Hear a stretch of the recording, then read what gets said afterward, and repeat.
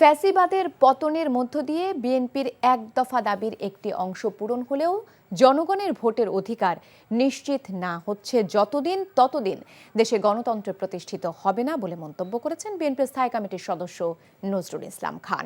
আর বিএনপির সাথে যুগপৎ আন্দোলনে অংশগ্রহণকারী দলের নেতারা বলছেন সংস্কারের অজুহাতে নির্বাচন নিয়ে টালবাহানা মানা হবে না। ইফতেখার রেজা রিপোর্ট। সমসাময়িক রাজনীতি নিয়ে সমমনা দলগুলোর সাথে দলের চেয়ারপারসনের কার্যালয়ে বৈঠকে বসে বিএনপির লিয়াজো কমিটি। দলের মহাসচিব মির্জা ফখরুলের সভাপতিত্বে পর্যায়ক্রমে বৈঠক করে 12 দলীয় জোট, লেবার পার্টি, বিএলডিপি, জাতীয় পার্টি ও জাতীয়তাবাদী সমমনা জোটের প্রতিনিধিরা। বৈঠক শেষে জানানো হয় দলের সাথে আলোচনা ফলপ্রসূ হয়েছে। বিদ্যমান রাজনৈতিক অবস্থায় বিগত ফ্যাসিবাদ সরকারের সময়ের মতো বিএনপির সাথে ঐক্যবদ্ধ থাকতে চায় সমমনা দলগুলো। এ নিয়ে সামনের দিকে কোনো সিদ্ধান্ত হলে তা তুলে ধরা হবে। দীর্ঘদিন যাবৎ আমরা ঐক্যবদ্ধভাবে কাজ করেছি এবং যুগপৎ আন্দোলনে আমরা রত ছিলাম। এই সরকারের এই ফ্যাসিবাদের পতনের লড়াইয়ে অত্যন্ত সাহসী এবং কার্যকর ভূমিকা পালন করেছে 12 দলীয় জোট। দীর্ঘদিন যাবৎ যে আন্দোলন করে এসেছে, আমাদের সেই আন্দোলনের এবং সেই ঐক্যের প্রয়োজনীয়তা ফুরিয়ে যায় নাই। যে সংস্কারের নামে কালক্ষেপণ করে নির্বাচন দেরি করা ঠিক হবে না।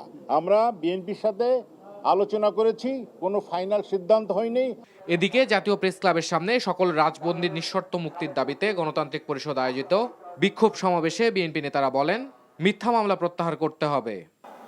আমাদের নামে যে অজস্র মিথ্যা মামলা, অজস্র রাজনৈতিক প্রতিহিংসার মামলা, সেই মামলাগুলোকে তুলে নেওয়ার জন্য আপনারা এখন দাবার কোর্টের মতো দাবার গুটি সাজিয়েছেন। বক্তারা বলেন, বাজার সিন্ডিকেট ভাঙতে না পারলে জনদুর্ভোগ বাড়বে।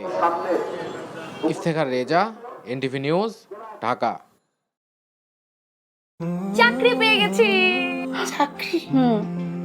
আপনার কি কোনো কমন সেন্স নেই? আপনি একটা মানুষের বাসায় ঢুকে পড়ছেন কিভাবে? বাসায় প্রবেশের কি নিষেধ আছে নাকি? এই অসময়ে ছাদে আসার কারণ কি? নতুন করে কারো প্রেমে পড়লেন নাকি? আমি আকাশ দেখছিলাম, আকাশ দেখতে দেখতে হারিয়ে গেলাম, হঠাৎ করে আপনি আসলেন।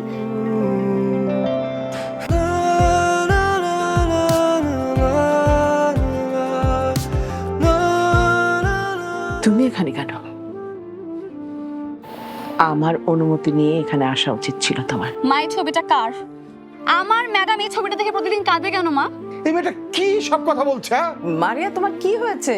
আজ এত বছর পর কি শাস্তি দিব আপনাকে বলেন তো?